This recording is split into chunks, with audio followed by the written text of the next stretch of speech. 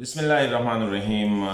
ګران کتونکو السلام علیکم. ګران کتونکو خیبر پښتونخوا سره چې دا کوم حالات روان دي، یو طرف ته ملیټنسي، بیروزګاري، د خلکو غربت، او بل طرف ته د حکومتونو رویې. لکه خیبر پښتونخوا کې درې اهم انډسټري چې کوم دي چې د هغې پروډکټ 100% لوکلی پیدا کیږي او هغه ډېر امپورټنټ دي چې هغه د خیبر پښتونخوا د بیروزګاري څخه چې دا صوبه چې کومه ده دا یو هایلی ډیولپ صوبه جوړېدی شي. اوس دا د خپلو د کمزورو د وجو نه او د نورو د غلطو پالیسو د وجو نه دا حال دی چې په صوبه کې د چترال نه راواله تر ټانکه پورې چې کوم دی ملیټنسي ده، مذهبي انتها پسندي ده، د خلکو بل څه کار نشته. تېره ورځ ما د خیبر ټي وي دپاره پروګرام کړو، بیا د میلمنو سره زه ناست وم، خبرې مو کولې. د خیبر پښتونخوا درې اهم انډسټریز دي. یو ټوبیکو چې د هغې 100% پروډکټ چې د هغې چې هم مال چې کوم دی هغه په خیبر پښتونخوا کې پیدا کیږي، ماربل انډسټري، او دریم د ټوریزم انډسټري یعنی سیر و سیاحت. ټوبیکو حوالې سره خو تاسو سره مخکې ما په دې وال باندې خبرې شیر کړي دي، خو په ټوبیکو حوالې سره کله چې مفتاح اسماعیل صاحب د دې موجوده پاکستان مسلم لیگ یا د پی ډي ایم کوم حکومت دی، په دې کې مولانا فضل الرحمن صاحب، عوامي نیشنل پارټي ټول پکې شامل دي. هغه یو فیصله وکړه چې یاره د پاور سیکټر باندې یا په دکاندارانو کې هم ټیکس لګولی و، هغه ورته پاټۍ وی چې یاره دا مه لګوه. نو هغې کې چې کوم 27 ارب روپۍ ګیپ راته، هغسې د یو ځای نه کړل، یو څه چې کوم دی وی دا 13 ارب روپۍ د ملټی نیشنل باندې دپاره اخستو دپاره چې دی د خیبر پښتونخوا چې کوم میجر انډسټري ده، ټوبیکو انډسټري یا سیګریټ انډسټري چې کومه ده، 8 انډسټري په هغې کې کلم کل هغه وي چې دا 8 انډسټري چې کوم دی دا مونږ بند کړلې. ولې مو بند کړلې؟ الزام یې ولګو چې دا ټیکس چوري کوي. اوس دغه انډسټري هر کال د $100 ملیون چې کوم دی سیګریټ ایکسپورټ کوي. نو مطلب دا دی دا خو لیګل دی. د اف بی آر مطابق څومره ټیکس چې په ګولډ لیف یا د ملټی نیشنل کمپنو باندې دی هم هغه همره، حالانکې د هغوی قیمت چې کوم دی 300 400 د مقامي قیمت سیګریټ چې کوم دی 100 دي، د هغې باوجود هم هغه 50 روپۍ په لوکل ډبي باندې هم لګي، هغه 50 چې کوم دی په انټر ملټي نیشنل باندې هم لګي، په ګولډ لیف باندې هم لګي. بیا بل کار څوک چې چرته د خیبر پښتونخوا د فیکټرو نه وتي سیګریټو په پنجاب کې، په سند کې، د هغې خلاف یې کریک ډاون وکړه وغیره غونډه. ولې دې سره 300 ارب روپۍ چې کوم دی دوی صرف ملټی نیشنل یعنی پاکستان ټوبیکو کوم چې ګولډ لیف د بهرنو کمپني ده هغې ته چې کوم دی دا فایده رسولو دپاره. نقصان د چا وشو؟ د مردان، صوابۍ، د بونیر، د مانسیرې او دلته کې چې کوم د ټوبیکو ګروورز دي د هغوی نقصان. بل په ټوبیکو ګروور باندې د 10 روپو نه ټیکس یې واکه 300 روپۍ چې کوم دی په تماکو باندې ټیکسونه ولګوله. یو خو فیکټرۍ بندې شوې، د سره په زرګونو خلکو چې کوم دی د هغې روزګار یې بند کړو، دین داړه لکه سړی چې وي بالکل ډاکې وواله. دویمه ماربل انډسټري په خیبر پښتونخوا کې تقریبا دا وخت کې 2000 پورې ماربل انډسټریز دي، ماربل یونټس دي، دا کټینګ کې دا کې داسې درمونو کې چې خلک کار کوي هغه خو بېشماره دي. اوس د ملکن کمشنر صاحب چې کوم دی اډر وکړو چې یاره دلته کې د لاین اډر د وجې نه دا بارود چې کوم دی دا خطره ده چې یاره دا د دهشتګردو لاس ته ورشي. نو په بونیر کې پابندي ولګوله او د بونیر او د مردان دلته کې 1200 چې کوم د ماربل یونټ وي هغې بندې کړلې. په سوونو باندې تقریبا 2000 پورې دي د ویل کېږي چې دلته کې کوم درنګونو کې خلکو کار کو هغه بند شو. په سرګونو صرف د دې 1200 انډسټري سره چې کوم دي 50,000 کسان ډایرکټ د دې سره امپلای وو، هغه متاثر شو. انډایرکټلی یعنی مخکې وروستو چاته کانټه لګولې، چاته ټرک لګولې، چاته په درنګ کې خلک کار کوي، او څوک چې وړي، څوک چې کوم دی کلینډر دی، څوک پکې چې کوم دی مختلف منشیتوب کار کوي، هغې سره انډایرکټ چې کوم دی تقریبا 1 لاک پورې خلک د دې سیمې چې دی هغه دي بېروزګاره کړ. څه دپاره؟ اوس که چېرې د سیکیورټي مسله نو دا خو په باجوړ کې هم ده، دا خو په پېښور کې هم ده، دا خو په هر ځای کې ده.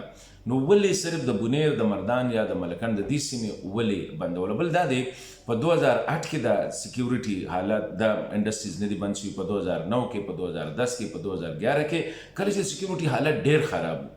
انټرسټینګ خبره ته وکړم چې دا ولې بند شي، اصل وجه څه ده؟ کله چې ما د دوی مشر آل پاکستان ماربل اسوسییشن صدر اصغر خان سره خبرې وکړې، هغه ماته وایي چې یاره مونږ لاړو صوبایي حکومت ته اپروچ مو وکړو، کوم چې د دوی چې کوم اډیشنل چیف سیکرټري د هغوی سره میلاو شو، چیف سیکرټري سره ټولو سره مونږ ورته چې راځئ یو SOP جوړه کړو چې تاسو څه وایئ مونږ به هغه شانتې کوو، خو بندول خو نه دي په کار که نه. هغه وایي چې SOPs هر څه کلیر شو، په اخره کې راته د صوبایي بیروکراسي وایي چې تاسو اوس لاړ شئ او د پېښور کور کمانډر نه اجازت راواخلئ. خیبر پښتونخوا کې دا ډېره غټه مسله ده. ته چې کوم افسر له ورشي سیول بیروکراسي له، نو یا خو دروغ وایي، ځکه چې ما څونه د پوجانو سره جنرالانو سره یا چا سره خبرې کړي چې دلته کې هره خبره کېږي وي پوجان مو نه پرېږدي، نو هغوی به درته وایي یاره دوی مو نه پرېږدي. اوس هغه ماته وویې او دا خبره مې پروګرام کې هم ټیک اپ کړه، نو چېرې د اوس هغه وي چې کور کمانډر له به څوک ځي وي چېرې کور کمانډر نه اوس اجازت راغستل. دا کور کمانډر خو صرف د بونیر نه دی، دی خو صرف د مردان نه دی. دا کور کمانډر کې بندي نو بیا په بونیر په باچوړ کې ولې نه بندي، په پېښور کې ولې نه بندي، بیا په نورو علاقو کې چې کوم دی په هر ځای کې دا دغه شته دی، نو صرف په بونیر کې د بارودو خطره ده. دا یو سوال پیدا کیږي. یا خو صوبایي بیروکراسي د خپل نالایکۍ د خپل نالایکۍ د وجې نه چې کوم دی بس وایي چېرې موږ یې نشو کولی ته لاړ شه کور کمانډر له. حالانکې دا د صوبې مسله ده، پکار وی چې چیف سیکرټري ته ویلی وي، اډیشنل چیف سیکرټري ته ویلی وي چې تاسو صبر کوئ، کور کمانډر ته زه ټلیفون کوم که څه مسله وي، خو هغې د وجې نه هغه بند. دغه اوس اصل مسله څه ده په ماربل انډسټري کې هم دغه اظهر خان ماته وایي چې په BR کې ناست وو، موږ ورته وایي چېرې موږ هر څه ته تیار وو. یو خو په ډبل ټیکسیشن لګي، دوی باندې آؤټپوټ GST انپوټ GST دوی له نه ورکوي، پنجاب کې دا ټولو ته دا اویلیبل ده. اوس هغه وایي چې په BR کې ماته یو سینیر افسر ووایي چې یاره ستاسو موږ دا دغه ذکر نشو کوی د ماربل انډسټري سره چې کوم د دوی سره دا رویه ده چې موږ باندې د پنجاب چې کوم سرامیک انډسټري ده، یعنې دا ټایلز چې جوړي دا څونه چې جوړي، هغوی په موږ باندې دباو دی چې یاره دې ماربل چې کوم دی زموږ سرامیک انډسټري متاثره کړې. خدای ته وګوره، یو طرف ته خیبر پښتونخوا د هغې خپل ماربل سرامیک چې کوم دی، حالانکې ماربلز کې دونه پوټنشل دی چې دا هایلی ایکسپورټیبل آیټم دی، خو د هغوی بجلي ګرانه، د هغوی باندې ټیکسونه دونه یې ولګول چې اوس سړی چې کوم دی دغه پرېږده. ولې د خیبر پښتونخوا یو طرف ته کور کمانډر بدنامي یا دی، یا خو رښتیا دی یا دروغ دی. زه تاسو څخه ما وویې هلته ورته د SHO سره میلاو چې دا کار ولګېږي چې وي دا مو نه پرېږدي، لکه دا یو خبره ده. یا د سرامیک انډسټري نه چې کوم دی BR والا یا دې کسانو که کمیشنر کړی د ملکان کمیشنر څه به د هغې نه به څه شي اخیستي لاسته کړي به یې کیدای شي غټ یو پیکیج یې کړي، نو هغې د وجې نه ماربل انډسټري بنده ده. نه زموږ سیاستدان غږ کوي، نه زموږ بیروکراسي غږ کوي، نه د حکومت دغه کې. درېیمه اهمه انډسټري د خیبر پښتونخوا هغه ټوریزم دی، یعنې سیر و سیاحت دی چې په دې کې موږ دغه کوي شو. اوس سیر و سیاحت یې داسې تباه کړی دی چې کوم ځای د چکر ځای دی هلته کې د امن و امان مسله ده. نو یا خو دا دی چې اکثر دا خلک وایي چې یاره یو بای ډیزاین دا کار کوي. ښه دغه شان فلور انډسټري چې کوم ده، فلور میلونه د وړو میلونه هغه بند دي پنجاب کې، د وړو سپلای پنجاب دي. زه به وړه در کوم ته په ښه نه مو څه کوې، خو بس خوره که نه خبره دغه کوه او زه دله دلته کې دغه کوم غنم دله نه در کوم. حالانکې پاکستان آئین کې دا دی چې ته انټر پروینشل ټریډ باندې یا په دغه باندې ته بین نشي لګوي، نو نه په خیبر پښتونخوا باندې مکمل پابندي. اوس دا خبرې دي. سوال دا دی چې د خیبر پښتونخوا بیروکراسي څه کوي؟ آی ډونټ نو. د خیبر پښتونخوا پولیټیکل لیډرشپ څه کوي؟ پوره صوبه چې کومه ده تبعیه طرف ته روانه ده.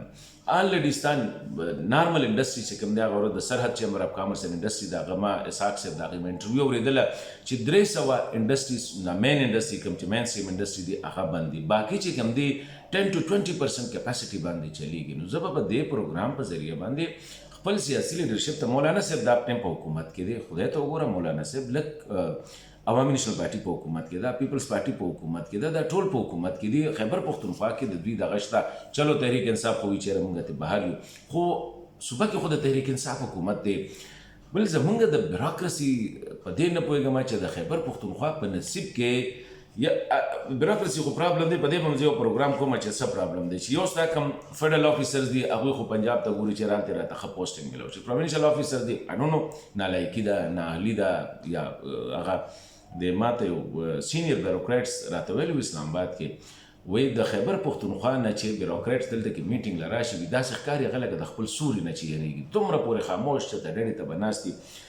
نو د ننني پروګرام کې زه به دا ووایم چې میبي بای ډیزاین دا زموږ پالیسي به وي یا به مرکز هم دا غواړي چې بس یوه صوبه ترقي وکړي پنجاب او خیبر پښتونخوا. خلک هم بس ټیک ته مذهب سره تبلیغ له ډېر خلک ښه شی دی، زه دا نه یم د هغې خلاف نه یم، خو خبره ده چې سړی وزګار وي نو څه به کوي؟ بس ښه ته زه یوره په تبلیغ کې به لاړ شو، څوک وایي زه راشه جهاد له به لاړ شو، څوک د چا سره د کشمیر غم دی، د چا سره د فلسطین او د اسرائیل غم دی، د چا څوک د امریکې پسې کړي دي. خیبر پښتونخوا کې د امریکې خبرو کته ویل که ستاسو د امریکې سره څه کار دی؟ ماښام به د کره روټۍ نه وي، ماښام به چې کوم دی ستا کور کې چې کوم دی سکیورټي دا مسله ده او جګړې کوو د امریکې سره د روس سره خپل ماربلو تپوس نشو کولی د خپل ټوبیکو تپوس نشو کولی د خپل ټوریزم تپوس نشي کوی او هر سړی چې راپاسي امریکا مرد آباد، روس مرد آباد، چین مرد آباد، اسرائیل پلانې وغیره. لږ خپل ځانونو ته هم کتل پکار دی، خپل ګریوان کې هم کتل پکار دی. مونږ سره کېږي څه او دا مونږ کوو څه.